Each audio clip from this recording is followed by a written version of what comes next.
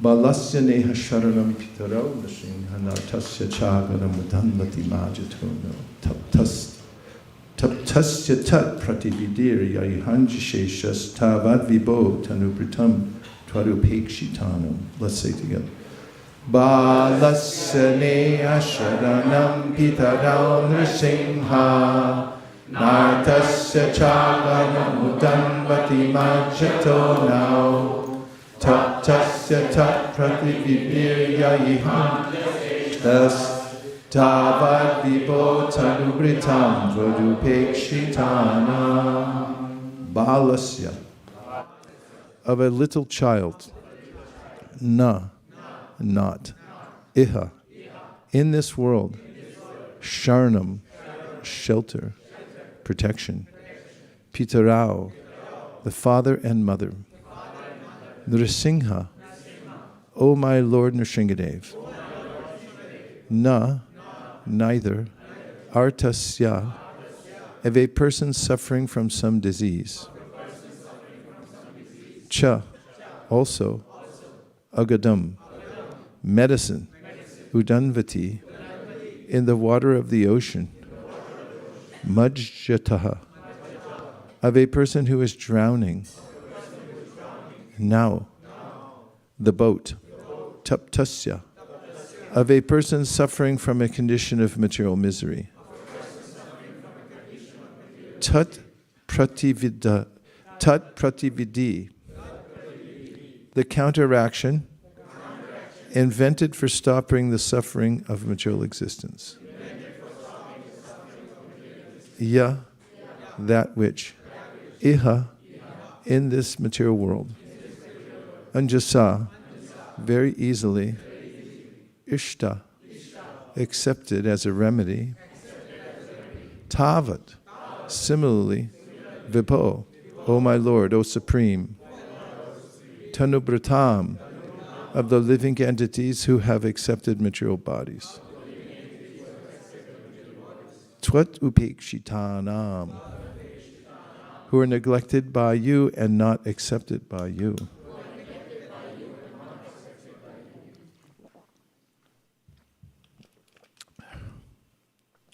My Lord Nrsingadev, O Supreme, because of a bodily conception of life, embodied souls, neglected and not cared for by you, cannot do anything for their betterment.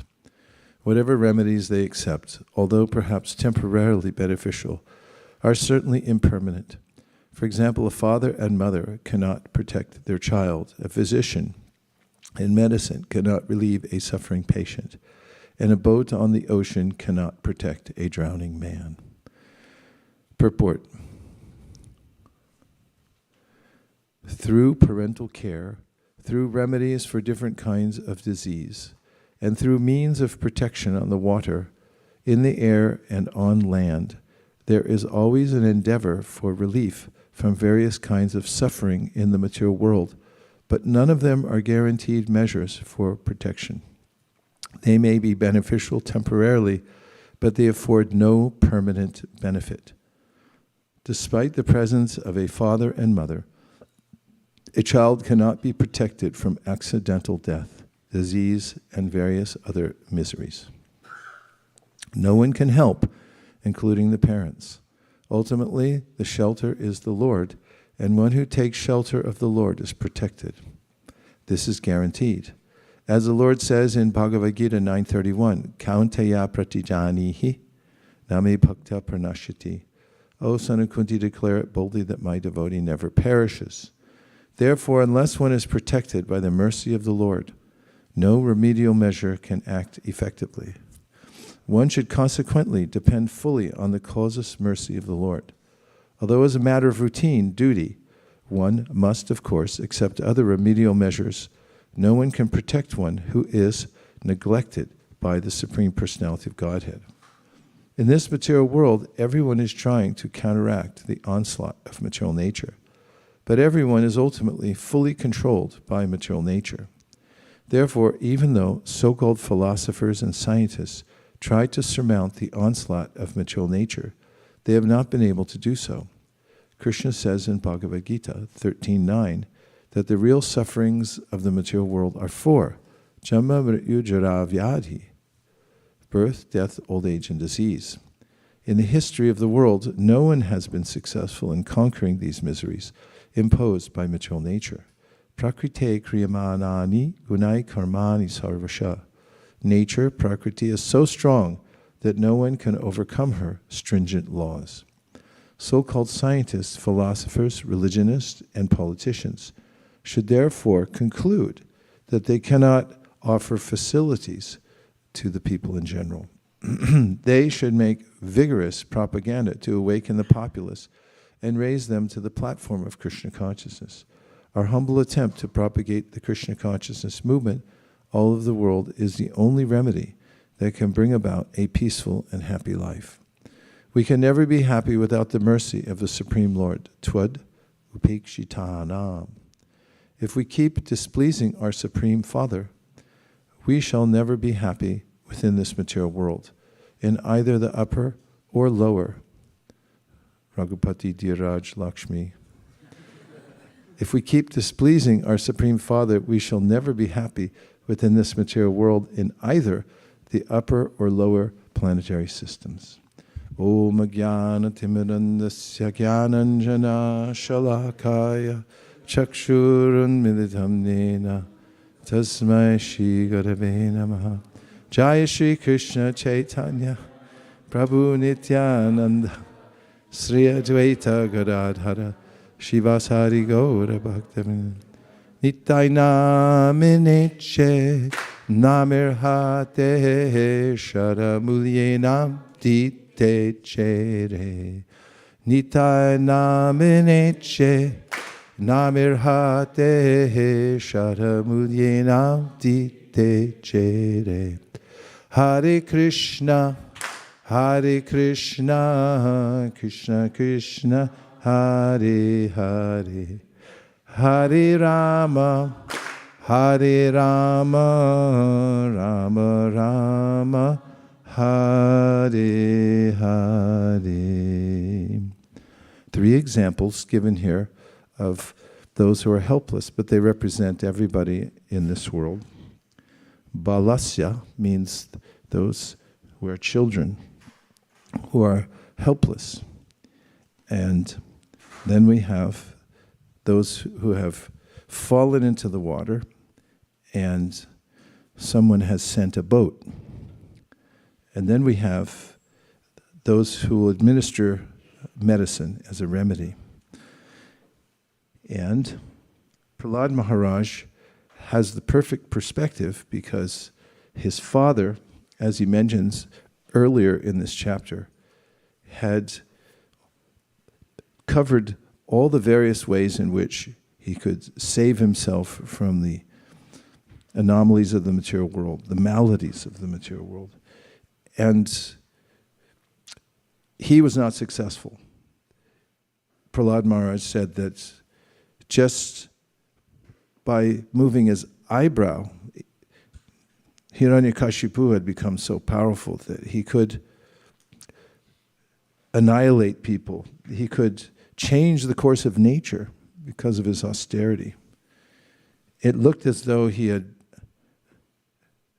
beat the system. Or should it be beaten the system? Kṛṣṇa? Did he beat the system, or it looks as if he had beaten the system? Had beaten it. Had beat the system? Sounds better on the ear, right? Had beat the system. And those who had engagements had lost their engagements because Hiranyakashipu said, no, I'll take all the service. I'll run everything. You all just wait this out and be my servant. Do whatever I say. And he asked them to do tasks that were beneath their dignity. Prahlad Maharaj saw all this power, and then he saw that within a moment, the Shringadev had killed Hiranyakashipu, and he was crushed just like a little bug, easily. So he said, why should I endeavor for any of these things? And this is the mentality of attachment to the material world. That is, I think that by some arrangement, I can become happy. Shukadeva Goswami also said something similar to this verse in the first canto. Deha patra kalatradishu atmasaini satsapi tesham pramatanidhanam pashanapina pashyati. That's, one may think that because my body is very strong, I'm taking the right supplements, I have the right insurance, I have enough money in the bank, my family members might protect me. Deha patra kalatradishu. I have my body, I have my husband, wife, I have my children, they're all doctors, they could save me, and so forth. Deha patra kalatradishu atmasainsya satsapi. He says, but these soldiers are fallible. When the time comes, one is forced to get sick. No one can avoid it, and when the time comes to leave one's body, there's no avoiding it either. And we have in the world of insurance, we know around here recently, a lot of trees were blown down, at least they were in our town. And when a tree falls on your car and you go to your insurance company, what do they tell you? Can you get any money? No, you can't. Why? It's an act of not nature, it's an act of God.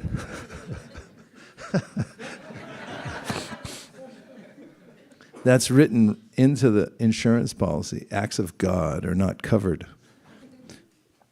Generally speaking, people distinguish one incident from another. Somebody's mistake, turned the wrong way, crashed into something, from acts of God. But we don't cover acts of God because they could come at any time, unexpectedly. And they could be quite severe also. Nonetheless, we take shelter of whatever we can, and when we don't have enough insurance, then we get gap insurance. There's that one with the duck, I forget what it's called. Yeah, see, good advertising. Aflac. There's insurance to cover the gaps you might have missed. That's Hiranyakashipu. He had his best attorneys working on everything, try to cover everything, but then the Lord always slips through. So a great lesson that Prahlad Maharaj passes on to us is that my father was eminently qualified as a materialist. He took that route more than anyone in history. This is iconic. The iconic figure of materialistic endeavor is Hiranyakashipu. Let me live forever. Let me enjoy everything to the maximum. Let nobody else enjoy, only me. And he failed miserably, and within a second, the Lord vanquished him. Prahlad Maharaj then philosophizes in such a way that we can understand, because pasyanapina pashyati, although we see it, Shukadeva Goswami says, we don't see. Mostly it's that we don't want to see, or I should say, I don't want to see it, because then I'll have to admit that I have to surrender. And then I'm not perfect in protecting myself. So if a child was always protected by its parents, and no children would ever die. If medicine could cure a patient, then whenever you go to the hospital or talk to your doctor and say, can you cure this? Your doctor wouldn't say, I'll try. But if I accidentally kill you in the process, please don't mind. Because you have to sign triplicates, maybe sometimes 7 times, that when I do this surgery, doesn't mean that you're going to live, doesn't mean that you're going to get your leg back, doesn't mean anything. We're just going to try. And my grandfather was nicknamed Christopher Columbus because he used to cross the ocean so many times. He was an engineer and a patent holder. He sold patents to the U.S. Navy for steamships that would preserve the energy, so it saved them millions of dollars.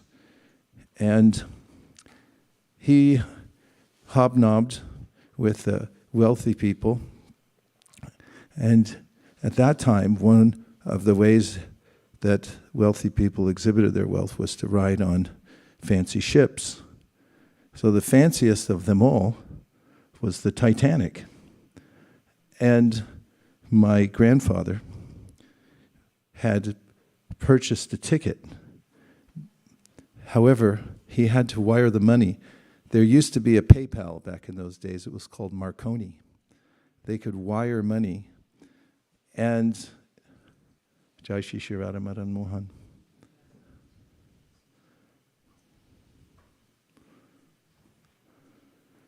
When the Titanic got to the tip of France,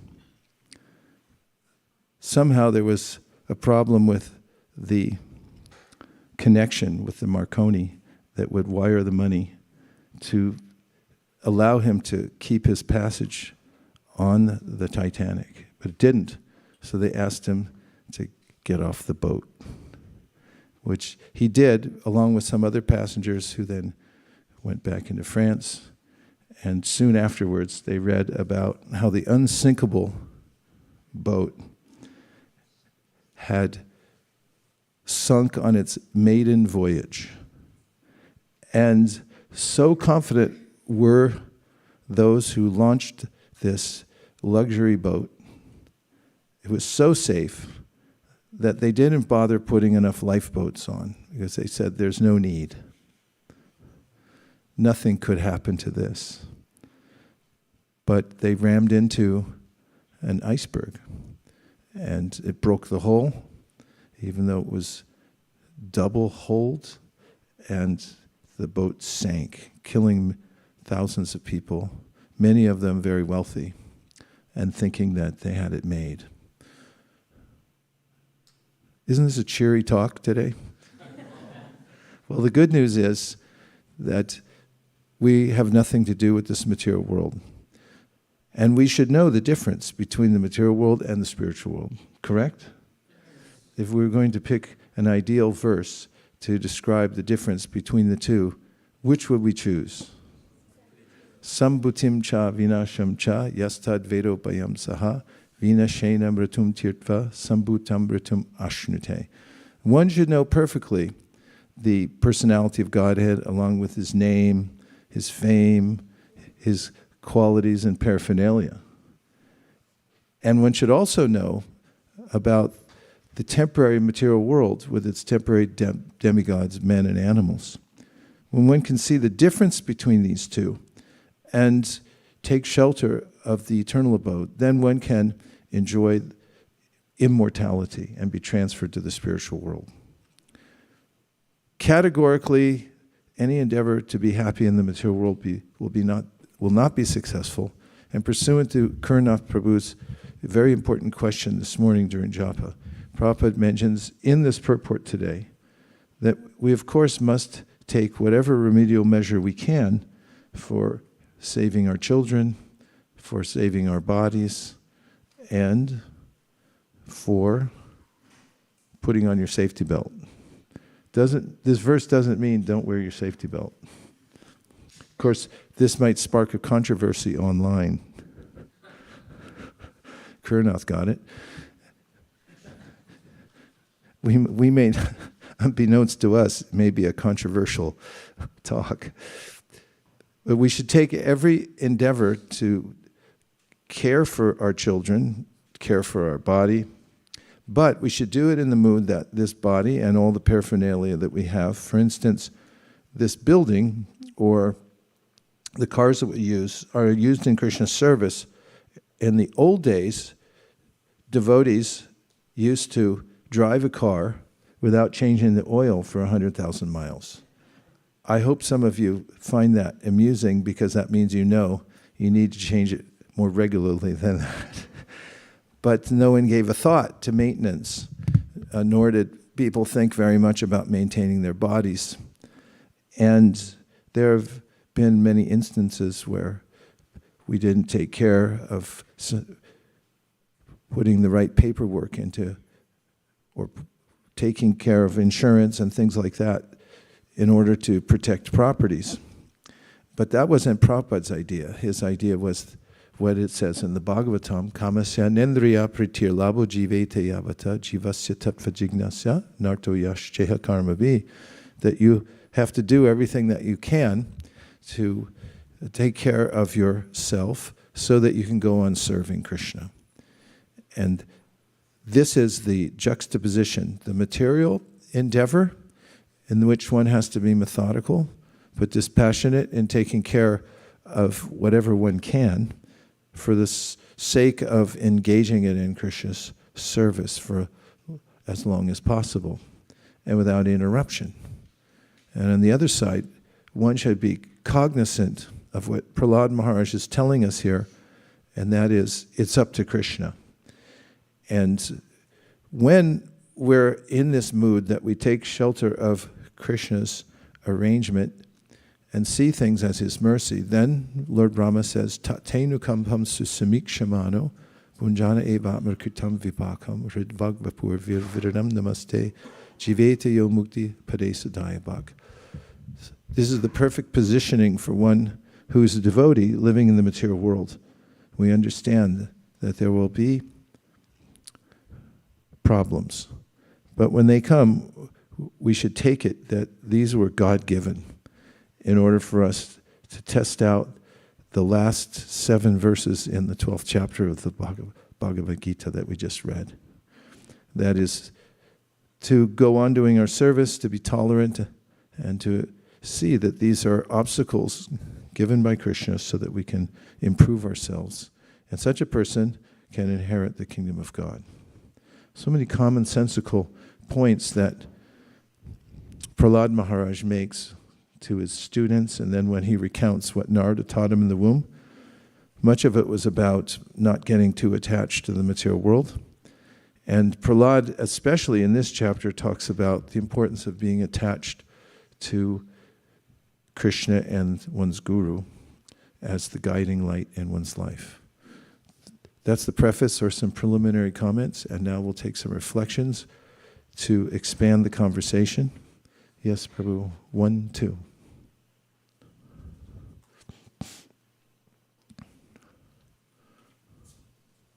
All the way to the back for Achyuta. He was first.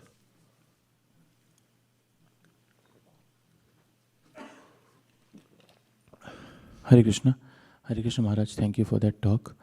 I was also remembering one point which you always make, that we might get the benedictions or resources, but we should be prayerful also that to Krishna, that whatever benedictions and resources we are getting, please Krishna give us the intelligence to handle that benediction or to use that benediction or resources wisely, be it association, be it material resources. So I was just remembering that point about what you make for Hiranyakashipu as well. Thank you for reminding us that this takes place in the beginning of the pastime when Hiranyakashipu is discovered. Everything's going along fine in the universe until there's a WhatsApp that says somebody's got smoke coming out of their head and intense light and heat. And when we get such news, at first it sounds odd and maybe it's not a big deal, but sometimes it leads to a bigger event than we thought. And this certainly did. And it's indicative of the way that the material world goes. Prabhupada compared it to the way the ocean goes for seafarers. As he went across the ocean, Prabhupada said sometimes the ocean is perfectly placid, and then an hour later it's got a huge storm. And he said that this is because of the churning of the modes of nature. And Krishna describes it in the Bhagavad Gita that there can be an upsurge in various modes, because although we may be maintaining the status quo right now, then any of the modes which are always battling for supremacy may then surpass the mode that's maintaining our status quo. And this happened in the universe. Everyone came to Brahma. Brahma said, I think I know who this is. He came down and attended to Hiranyakashipu because there's a symbiotic relationship between the entities in this material world. The devas are dependent on ordinary human beings for yajna, and the human beings are dependent on the devas for giving them electricity and recycling, everything. This all goes on by divine nature, or by the arrangement of Krishna. Prakrite kriyamanani gunai karmani sarvasha. However, Hiranyakashipu had figured that by extreme tapasya he could beat that system. And when Brahma asked him what he wanted, Brahma could ascertain from his answer that it was misguided. That is, Hiranyakashipu was misguided. And the Bhagavatam juxtaposes Hiranyakashipu with Prahlad Maharaj. And we read the verse this morning. Prahlad says, the moment you try to enjoy the material world, that's when you start to suffer.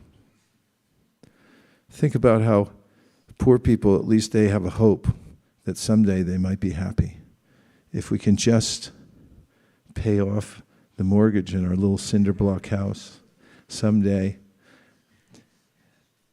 But rich people, they really suffer because they have everything and then they think there's nothing here. And after Hiranyakashipu asked for his benedictions, Brahma rolled his eyes and thought, this isn't going to work out.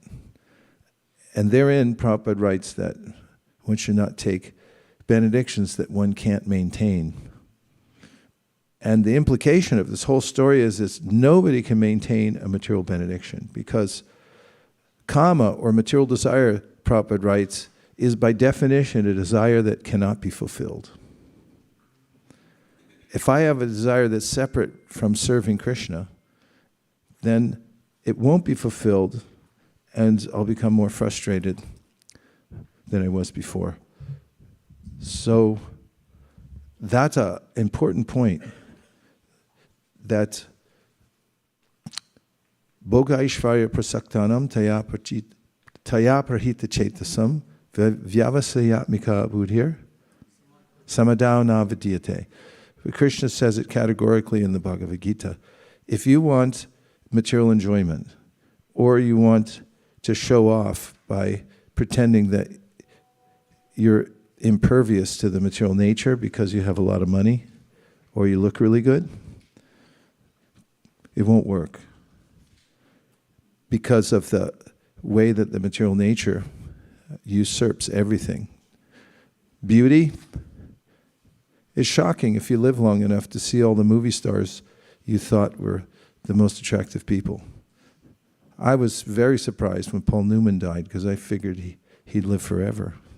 You don't even know who he is, but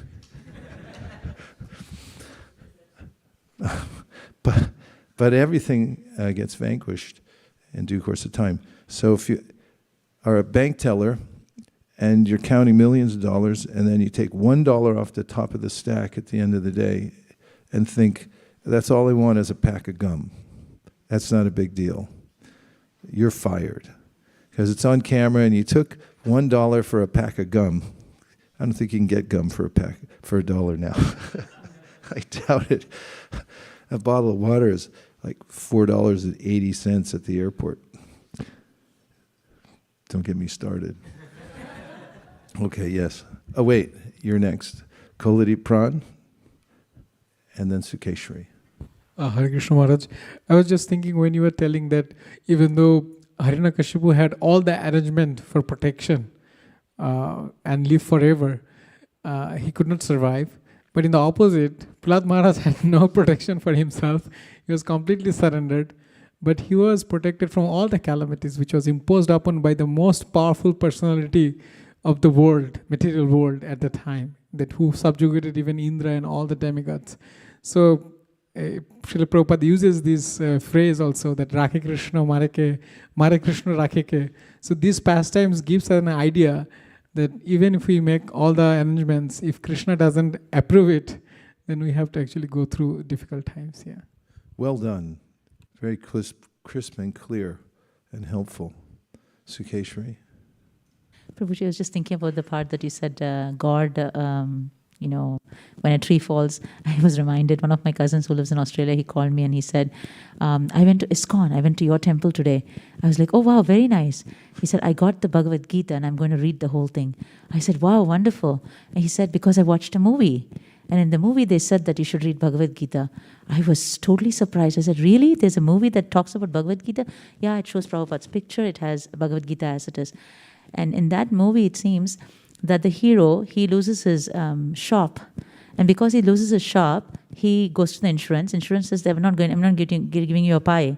So he goes to the court because the court says it's because of God. So then he actually files case against God.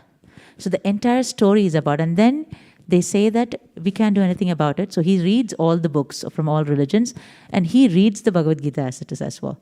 And they show Prabhupada's picture. So my cousin, who is such a big, ardent worshipper of that hero, he thought that because he did it, and truly he goes regularly to the temple now. I'm like, wow, how people can get connected. I just want to mention that. Haribol.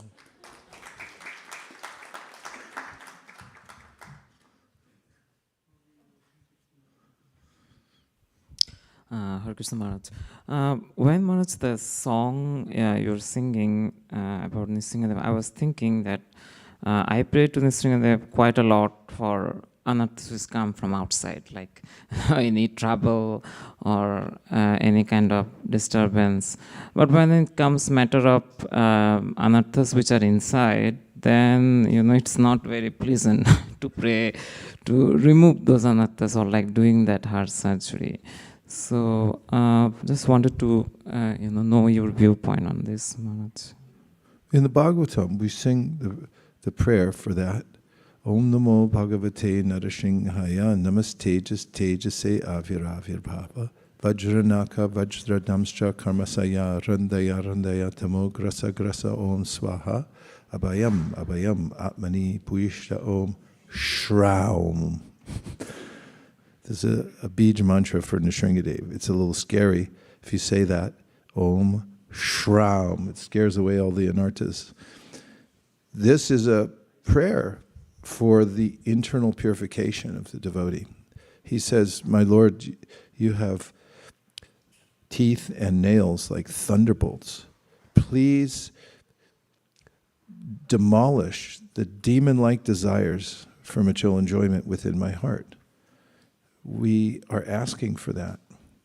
And that's the great relief, because if one, like you just mentioned, Prahlad Maharaj has no material desire within the core of his heart, and that's what he prayed for, then we can't be affected by anything externally, because real effect, or the danger and fear in the material world, come from not taking shelter of Krishna. Then we have cognitive dissonance.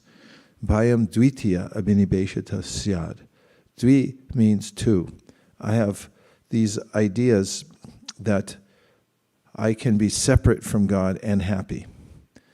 And therefore, the devotee is praying. Who sings that verse? Is it Prahlad for the 5th canto? Prahlad Maharaj sings this verse, so you can say it all the time. Please rip out those material desires. If you ever had an ailment where they said, do you want to do this the easy way or the hard way? What's the difference? Well, the easy way takes a lot longer. The hard way I can do right now. It's like, I'll take the hard way. Grit your teeth, rip, it's gone.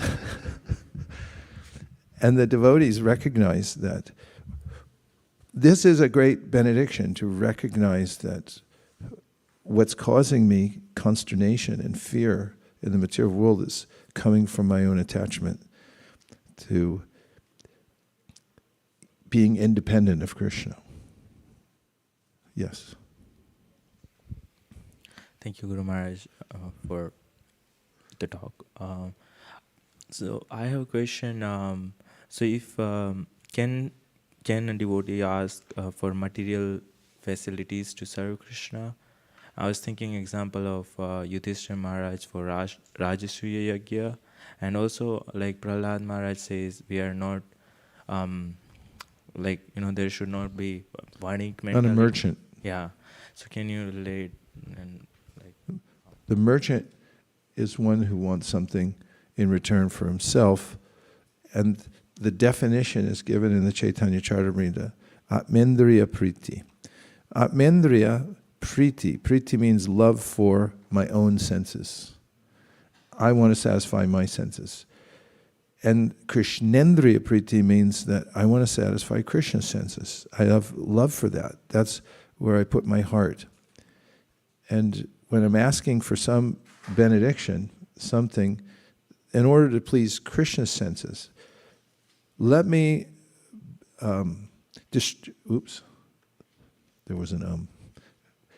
let me distribute 100,000 Srimad Bhagavatams by 2026. Please send Lakshmi. If I'm endeavoring to please Krishna's senses because the spiritual master had said, please distribute this Srimad Bhagavatam to as many people as possible. And then we discern that we can incrementally increase it, and we say, please fulfill my desire so that I can serve my spiritual master. That's not a material desire, because that's Krishnendriya Priti. And when we are ambitious, we're ambitious for Krishna instead of for ourselves. Therefore, we see that Vaishnavas are daring and active, Prabhupada says. And in his poems that he wrote before he came to America, Prabhupada said, people sometimes think that Vaishnavas are cowards. He said, but look at Arjuna. He went into the battlefield and he fought for Krishna. The whole point is, he wasn't fighting for himself. He was only fighting because Krishna said to do it, and he wanted to please Krishna's senses, because he understood after hearing Bhagavad Gita that this is what Krishna wants. And if we understand what Krishna wants and we follow that, then we'll be infallible in the way that we move in the world. That's the difference between being fallible and infallible. It may not seem like that because there may be missteps in the process, but when our intention is lined up with Krishna's, there's no loss, even if we don't immediately realize the fruit of the work we're doing. If our intention is proper, then we can't be hurt by the material nature, nor are we ever unsuccessful. Thus ends this morning's... Oh, okay, I thought you were pointing to the clock, sorry. Vaikuntha Nayaka, please, all the way from Mysore, the land of the Mysore Palace and Mysore Pak. Dandat Pranam, Guru Maharaj. Hare Krishna. This to you. Maharaj, this is a question which bothers me about the Krishna's protection we talked about a little bit. Right, there are so many incidents where Krishna actually protects, but it's at the nth moment, the last moment. Prahlad is being thrown off the cliff, and then when he's midway, then Krishna comes and catches. Draupadi is almost at the verge of being disrobed, then he protects. Or even Jayadratha's pastime in Mahabharata, it's at the sunset, then actually Krishna does the magic of covering the sun. So, I mean, how to understand, like, it looks like it's some kind of a thrill seeker, but it kind of disturbs the faith of devotees like me, whether he's really going to act, if not when. What's the idea behind actually doing this at the nth moment?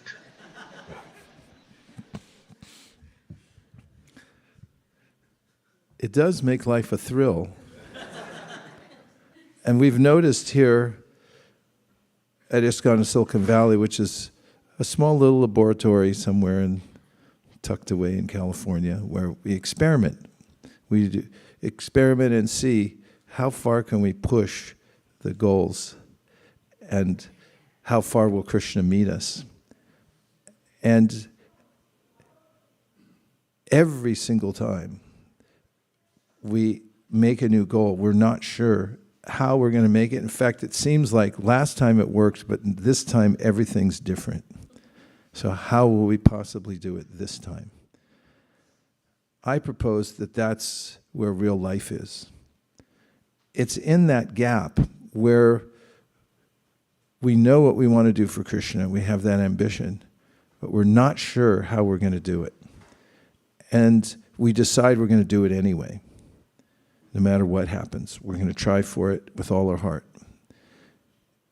And then miracles happen.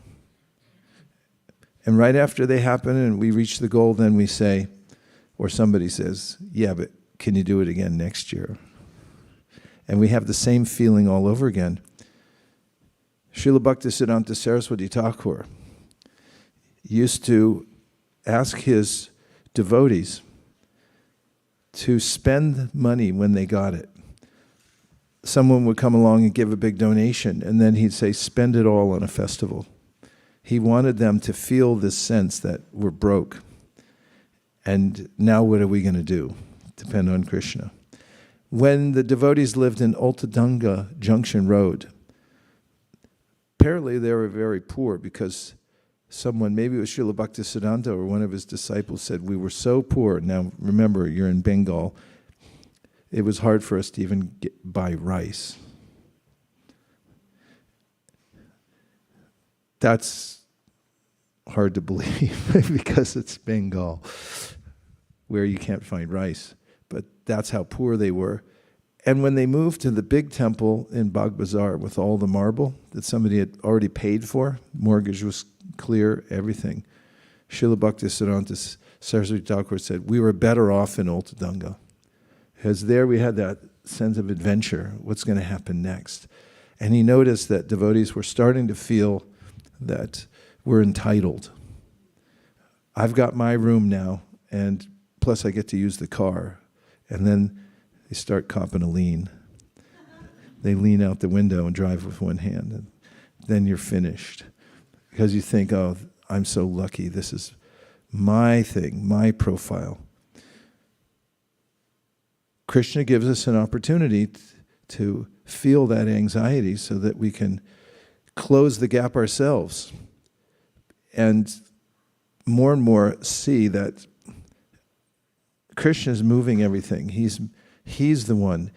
And when we take more shelter of Krishna in everything that we do, then we're rightly situated because that's our situation. We're fully dependent on Him. And that's exciting life. That's an exciting life. In an epic class, I don't know which class Radhikaraman Prabhu has ever given that's not epic, but he gave a class in New Vrindavan during one of the festivals that we used to call, what is it called? Yeah, I really got inspired by that class.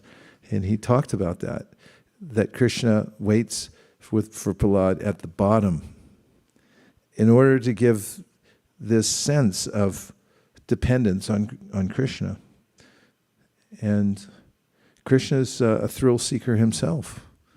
He comes to the material world and get me the biggest demons, I can fight them, and then it looks like he's going to lose, and then he wins. Krishna is always playing, and he would like us to play like that too, in the sense of surrendering to him in service. And the more we close the gap and realize that anything's possible in his service, living in that is real life. As Srila Bhaktisiddhanta Saraswati Thakur used to say, that preaching is life. Those who have life, they can preach. And that life means that we're just depending on Krishna and going forth with what he said to do. And everyone else around us may be depending on material nature. It may even look up to the last moment that they got it right and we got it wrong. That happens sometimes. People think, well, look at the materialistic person, the Hiranyakashipu. They're living so nicely and no problems. Well, what about you guys? Well, what we have is Shraddha And that creates our relationship with Krishna. So whatever situation we're in, we are naturally happy because it's like being in the lap of the mother. This is Prahlad Maharaj is feeling the embrace of Krishna all the time. That's one of the verses here in this, later in this section. Yes, Akuranath Prabhu.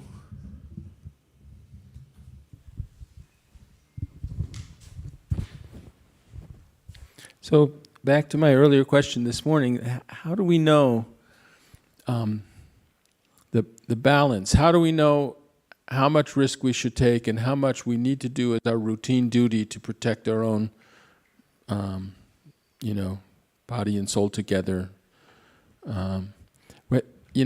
Arjuna, he asked Krishna, why are you asking me to fight this war if I should just be, intelligence is better than work? And Krishna says, if you're a pretender, if you try to pretend like you can withdraw your senses from their objects, but you're still thinking about sense gratification, then that's not good. That it's better to engage in regulated duties, and even if you're liberated, even if you're a Paramahansa, people like Arjuna, at least, leaders and things should show an example for others so that they don't try to become false renunciates. But how do you know how much renunciation you can take and how much you actually need to be able to, fight Maya? Do you cut your own fingernails? Actually, I have to. Or do you go to the manicurist? I do it myself. Okay, how do you know how short to make them?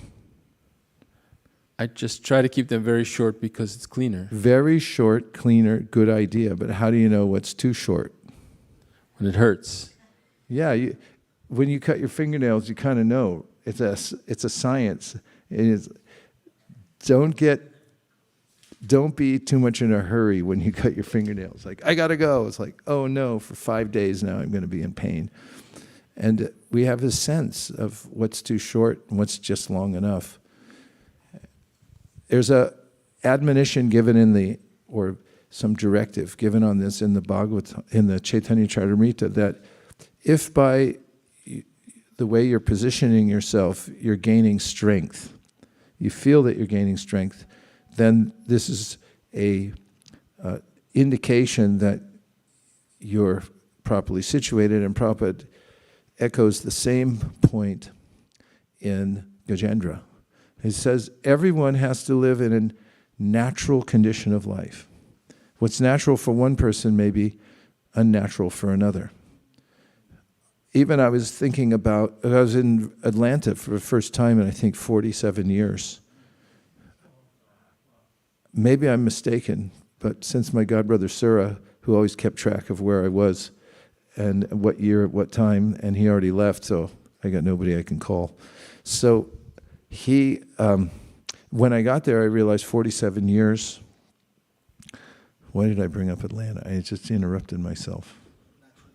Yes. So I remember all those years ago, I was reminiscing with a few godbrothers there, with Chardeshna Prabhu, who I knew all those years ago there, and Balabhadra Prabhu, and remembering how pleasant it was to sleep on the bare floor. And nowadays, it doesn't seem like a very pleasant proposition for me. If I go to somebody's house, they say, yeah, you can just sleep here on the floor. I might ask for something extra. Because things change, and we have natural condition of life that, from which, Prabhupada said, we can be strong to fight against Maya. Everyone needs a natural condition so they can feel that they're strong, and that's the point. You have to have you have to attend to your body, to your mind, have to be in a condition where you feel natural. And then from there, you can fight against Maya. And Prabhupada had given that example based on Gajendra, who could defeat anybody on the land. But once he got in the water, he was in an unnatural condition, and therefore he was defeated by a crocodile, which was much smaller than him, but was stronger in the water. it helps to be self-observant and see, how am I doing in this situation? And if I get too comfortable, that can be a problem. Also, comfort, it's not actual comfort. There is no such, it's a misnomer to say material comfort, because there's only suffering when I try to get material comfort. But if I notice that if I put myself in a situation where I can be close to service, and in the process of doing that, I take what I need in order to be there, then that's a good formula. Ask the question, am I doing this for myself, for my sense gratification, or for my service? Does it increase my service? And that can be a guiding principle to see. Besides, once we're in that situation where we're associating with devotees and we have service, then we'll feel strength. And this is something mentioned in the Madhurya Kadambini. There are 5 obstacles to nishta, or steadiness, where you feel strong. And one of them is sleep. Another one is distraction. Another one is meh, means even though you're not sleepy and there's no distraction, you just don't care. And the other 2 have to do with the internal and external senses. Internally, I have taken on qualities by association with people of lower qualities, and they come out from time to time, and my senses want to do what they want to do.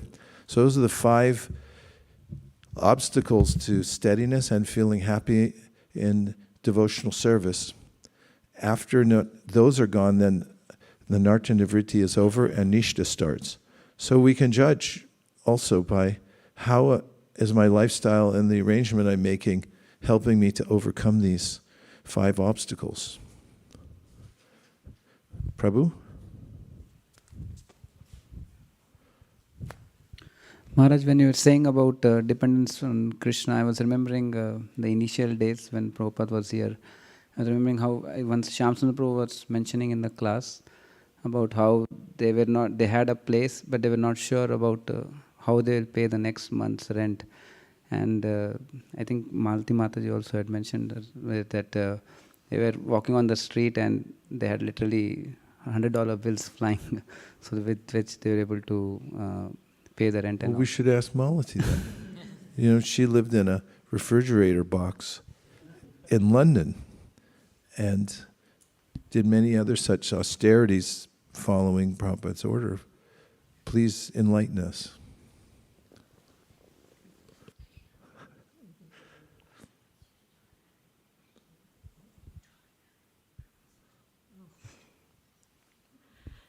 I'm just trying. He's talking about London, and you were talking about San Francisco. So maybe I'll talk about Montreal, because that was right in the middle. Because that's where we went when we left San Francisco on our way to London. And although there was a roof over our head, the walls were made of sheets hung on clothes wire, rope, like you're going to make because the place was a very large space, a former bowling alley. So they took rope and crisscrossed it, hung sheets with clothespins, and made little rooms. So your wall was a sheet, and the floor was your bed. No yoga mats. But we were happy because Srila Prabhupada was there. And we were able to observe Janmashtami with him. And the next day was, of course, his Vyas Puja. The kitchen was smaller than your deity room, and it was just like a little narrow affair because the place wasn't set up for living. But somehow there was a feast that was made, and it was offered to Srila Prabhupada. My habit at that time was to sit and try to listen. because we did not know whether or not we would see him again, I sat right there in front of him with my 6-week-old child. She was nursing. I had my sari over her head. And by the way, Srila Prabhupada noticed this favorably and commented on it later in a letter to Krishna Devi. He said, I have seen that Malati is nursing her child at all of my classes, and therefore the child is never causing any disturbance. It's up to the mother to keep the child happy, quiet, Anyways, that was the situation. And I brought him the big, beautiful plate full of wonderful Vyas Puja offerings. And there was a gulab jamans. So he picks up a gulab jamun and he bites and, squirts out. And then he looks at me and he indicated that I should come up. So still holding the baby, I came up and he put my hand out. He indicated, put my hand out. And he dropped the gulab jamun, which he had just taken a bite from, in my hand and said it was for the baby. So my kind of, foolish, stupid, less intelligent American woman mind went, because the baby was 6 weeks old, right? You're not supposed to feed the child solids until the kid is like 6 months. So my mind went through this little quick, like, how do I do this? And then, common sense kicked in, put the gulab by her mouth, and babies, they suck when they're 6 weeks old. So she sucked the juice out, and I ate what was left. And then later, on that same day, ceremonies were over, and we were leaving to go to New York City, from where we would take the first leg of our journey from New York to eventually the UK. We didn't go direct to the UK. Stopped at Hook Van Hollen. So we went into Srila Prabhupada's room, and I had requested from Govinda Dasi, who was his servant at that time, if she would ask him if we could touch his feet. Because although I knew that he did not like having his feet touched, I observed that when people would try to touch his feet, he wasn't too encouraging about it. But I had also heard that, 10,000 lifetimes of sinful lifetimes would be vanished if you touched the lotus feet of a pure devotee. What I hadn't heard was you're dumping your 10,000 sinful lifetimes on his feet. So then after I heard that, I understood why he didn't really have a lot of interest in having his feet touched. But at the time, all I was thinking about was, we're going to London. We don't know one person there. We have no money. And somehow or other, we are going to meet the Beatles. They're going to chant Hare Krishna, and we're going to find a temple for Srila Prabhupada. But how would any of this happen? And it might not even happen. So I felt we needed all the mercy we could obtain. So Govinda Dasi asked him, and he agreed. So we went into the room, and he was sitting, had a low, like what you call coffee table. They stand, the tables that are in front of your couch. So he would use those for a desk. So we had some last words. He kind of tilted his head and he goes, my Guru Maharaj sent sannyasis to England and they couldn't accomplish anything. I'm sending grihastas. And he smiled. And then he removed his feet from under that table and extended them. And one by one we went, put our head down on his lotus feet, and he took his lotus hand and rubbed at the nape of the neck. And there was a surcharge of, I can only say, spiritual electricity. We knew very well that you don't get enlightenment by the guru tapping you on the forehead or something like that. We knew that, but there was this, when he did that, this like spiritual electricity. And at that moment, I understood we would be able to accomplish, but when and how, that was another thing. but that confidence was instilled. So then Jamuna came. She was a former Catholic, and Catholics are into kissing like the hand of the Pope, or other things. And she grabbed his lotus feet and kissed them, Maha Mega Mercy. So then we all had that opportunity, and his feet came down the desk, and he looks at me and said, "Hand me the baby, hand me the child." He would call her child, and passed her over, and he put her facing out, so they're both facing out, and he had a garland on, and he flipped it over both of them. And then he had this little cheeky smile, and he goes, "Now they will say, what kind of sannyasi is he?" Because there had been criticism from the God brothers. "Oh, Swami Goswami Maharaj," that was a proper address. "Goswami Maharaj, he's gone to America and he's associating with the Mlechas." That was us, so therefore that little quip. And then we took his leave. Interestingly enough, when we arrived there, we didn't know where he was staying, but it definitely wasn't in the bowling alley. So I grabbed Janaki and I said, "Let's find out where he is."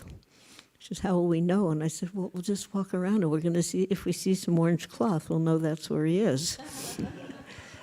And that's exactly what happened. So I went up and knocked on the door, and Govinda Dasi opened the door, and she goes, "Swamiji, the devotees from San Francisco have arrived." And he looked up, so I'm there with Janaki, I had the baby, and he goes, "Oh, this very morning, I had a dream about this very child. I dreamt about this very child this morning." And one might have thought that I would say, "Oh, what did you dream?" But I didn't. I was just, that was, you didn't need more. He had recognized my daughter. And as a parent, that was beyond any type of mundane satisfaction you could ever conjure up.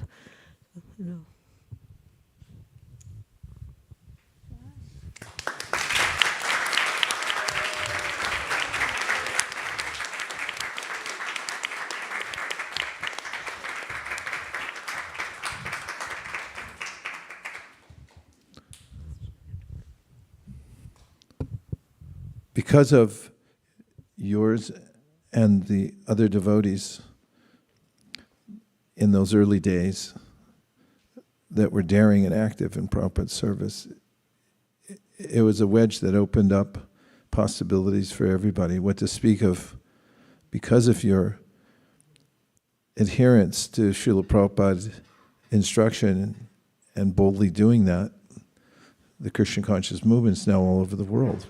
Prabhupada acknowledged that it was his disciples empowered by his instruction, just as he had been empowered by his spiritual master's instruction. Coming back to the point we made earlier, which is that this is life. Material life is never safe, Prahlad Maharaj says here. Life in the material world is unstable. Anything could happen at any minute. But if one is fully engaged in fulfilling the mission of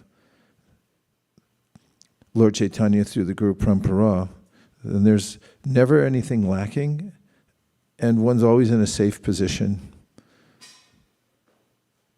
So we're very grateful to you, Malaji Devi, and to Shyamasundar and the other devotees from that era who very boldly, daringly went off to teach Krishna consciousness in London and elsewhere around the world.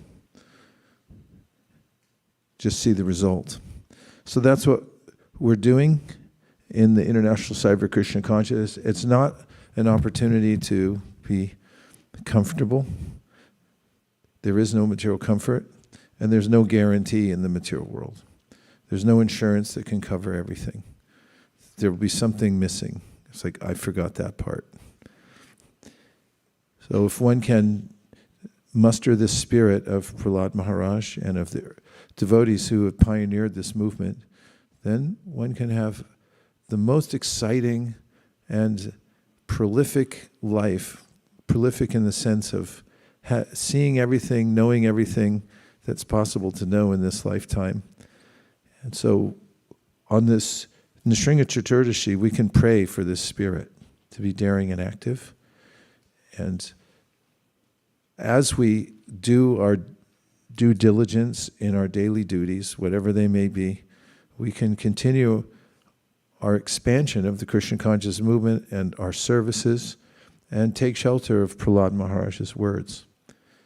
That Krishna's our protector and he's our maintainer. Dear Srila Prabhupada, dear Sri Chaitanya Mahaprabhu, Shri Shri Panchatattva, Shri Shri Radha Madan Mohan, Shri Shri Gaurnitai, Shri Shri Lakshmi Nrsimhadev, if you so desire, please let us take exclusive shelter of you for our protection and our maintenance, and please empower us to expand the Sankirtan movement in amazing ways that will please your lordships. Thank you for considering our request. Om Tat Sat.